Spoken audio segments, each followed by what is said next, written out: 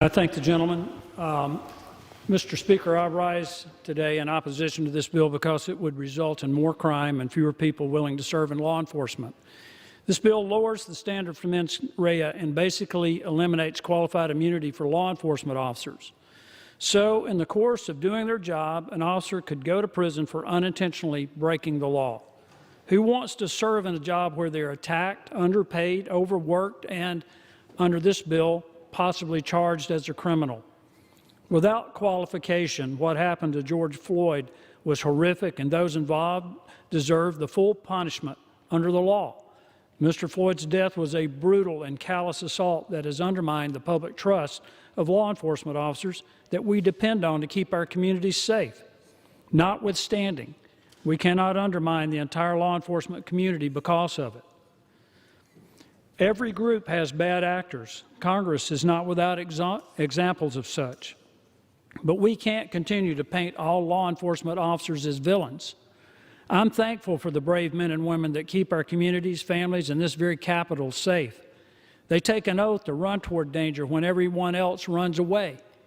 In fact, 2 officers, David Bailey and Crystal Griner, did just that when they kept my colleagues and me from being killed on the baseball field 3 years ago.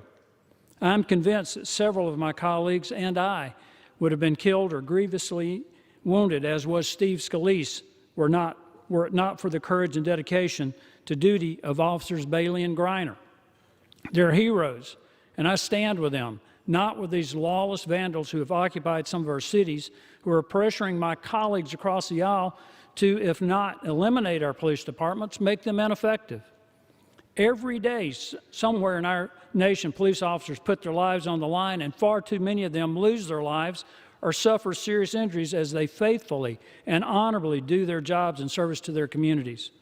I will not support any effort to make their jobs more dangerous while also leaving our communities vulnerable to the lawless acts and senseless violence that we're witnessing across our nation today.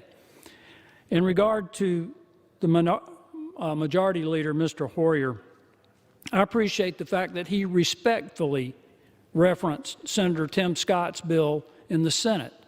I wish that the Speaker of this House of Representatives, Nancy Pelosi, had made a similar respectful response to that bill, as I wish Senator Dick Durbin had made a respectful response to that bill. The Majority Leader called on us to work with our colleagues across the aisle on this legislation. Had he been serious about that, there would have been a discussion before this bill ever came to the floor, but there wasn't one. As my colleague from North Dakota has pointed out, there will be no amendments from the Republicans that substantially improve this bill accepted. There aren't any on the Senate side either. So it is disingenuous to say that the Republicans are not interested in pursuing justice through sensible law enforcement. I urge my colleagues to oppose this bill, and I yield back.